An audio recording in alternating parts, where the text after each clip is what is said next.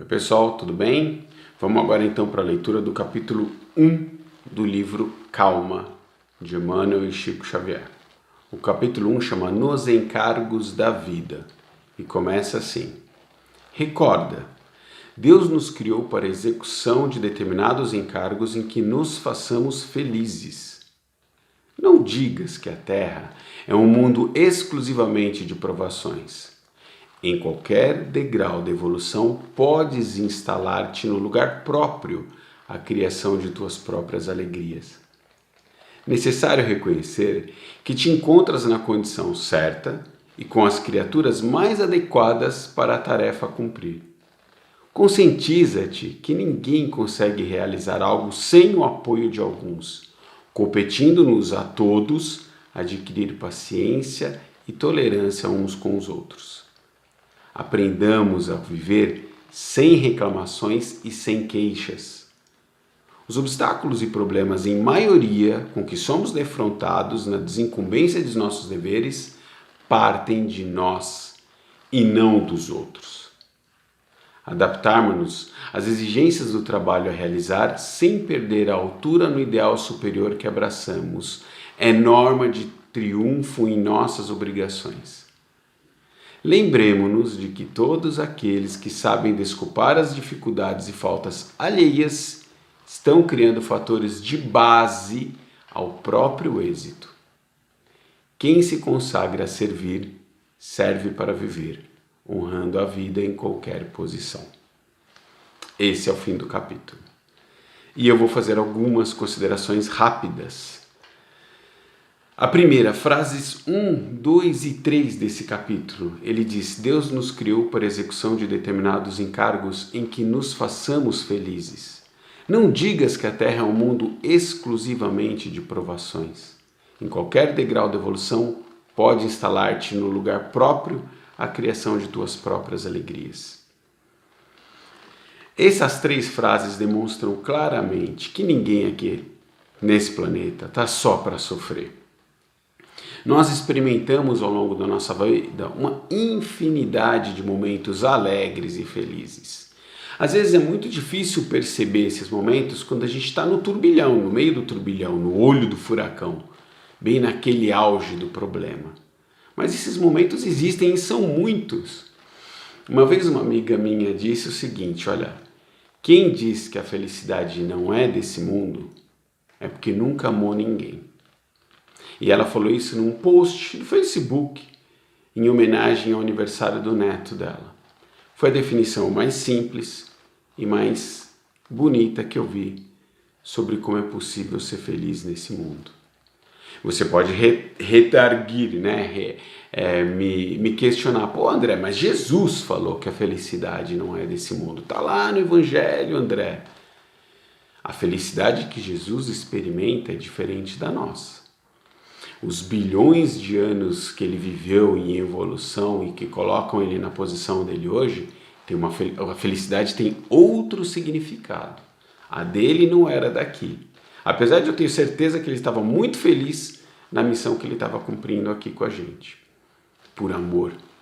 Tá aí, amor, felicidade, como disse a minha amiga lá. Então, é possível sim viver felicidade nesse mundo, viver muitos momentos alegres. Saibamos celebrá-los e saboreá-los, porque eles são parte do equilíbrio que a gente vive. A gente vive momentos difíceis, a gente vive momentos alegres e assim a gente consegue viver a missão. Cada um desses momentos tem a sua função na nossa vida. Os difíceis, as dificuldades nos ensinam, nos fortalecem e as alegrias também têm a sua missão, que também são muito importantes. É bom a gente saber valorizar todas elas. As dificuldades também. Nas duas frases seguintes, Emmanuel nos situa no meio social. Seja ele qual for, família, que afinal é o primeiro de todos, escola, trabalho, o seu centro espírita, a sua igreja, o lugar que você frequenta, são vários núcleos sociais que a gente frequenta.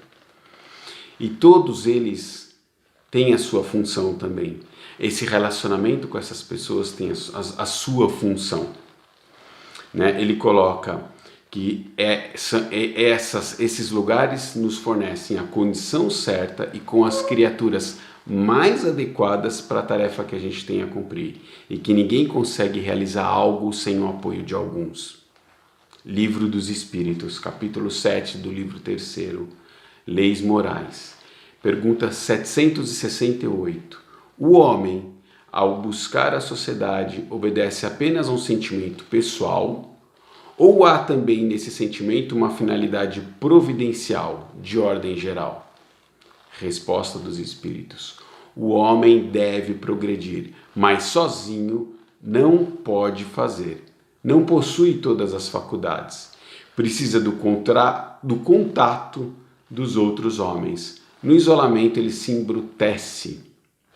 Importante lembrança e fundamental. A gente cresce no convívio. Nós nos desenvolvemos no relacionamento com o outro. Isso é fundamental. Nós precisamos das pessoas para crescer, para desenvolver, para nos relacionar. A gente aprende a amar, a gente aprende a perdoar. É com elas que nós criamos também as condições necessárias para a gente desenvolver novas ferramentas. Nós vamos nos decepcionar e vamos decepcionar alguém. E vamos aprender as ferramentas para desfazer tudo isso.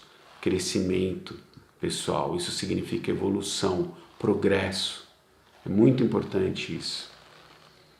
Eu separei uma frasezinha de todas elas que diz assim, curtíssima: aprendamos a viver sem reclamações e sem queixas.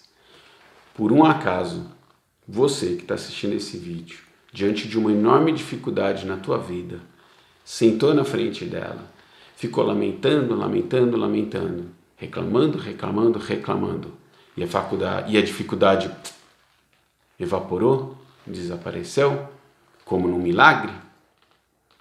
Não, né? Não funciona. Nós podemos reclamar, nós podemos nos lamentar, mas as dificuldades estão aí para serem superadas, para serem contornadas. E elas nos fortalecem. Na medida que eu aprendo a superar uma dificuldade, ela deixa de ser dificuldade. Ainda que ela se apresente no futuro, novamente, eu já sei como passar por ela. Olha como a gente cresce, olha como a gente aprende e nem percebe ao longo da vida. Por fim, ele fala o seguinte: quem se consagra a servir, serve para viver, honrando a vida em qualquer posição. Servir é importante. Jesus, o maior homem que plantou os pés nesse planeta, foi o maior servidor de todos. Ele veio aqui servir a humanidade com o seu exemplo, com o seu ensinamento, com as suas lições. A missão dele era grande, mas ele se fez humilde, pequenininho, perante todos os homens que viviam ao lado dele, inclusive dos apóstolos.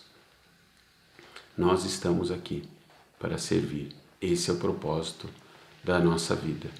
Eu vim de um centro onde eu fui criado desde pequenininho, e lá tinha uma frase que eu sempre, agora adulto, eu acho ela um pouco forte. Ela falava assim: quem não vive para servir, não serve para viver. Hoje eu acho que essa frase é um pouco forte. Não serve para viver é um negócio muito forte, mas que todos estamos aqui para servir. E em algum momento nós percebemos isso, é fato. Bom, esse encerra o primeiro capítulo do livro Calma, a primeira colaboração, a primeira troca que a gente faz junto, e eu espero que vocês me deem uma devolutiva para ver como a gente segue caminhando. Eu tenho uma pequena frustraçãozinha, que é o seguinte: esse livro é muito rico. Esse capítulo sozinho, alguns parágrafos desse capítulo dariam muito mais tempo de explanação, de estudo. Mas não é a proposta que eu tenho aqui com vocês agora. A proposta é ler ele junto com vocês, fazer breves reflexões e estimular a cada um a fazer a sua própria reflexão, a cada um de vocês buscar a leitura do livro também e trazer para si aquilo que mais servir. Para cada um de nós ele vai servir de um jeito diferente. Essa é a proposta. Beijo no coração de todos. Até o capítulo 2.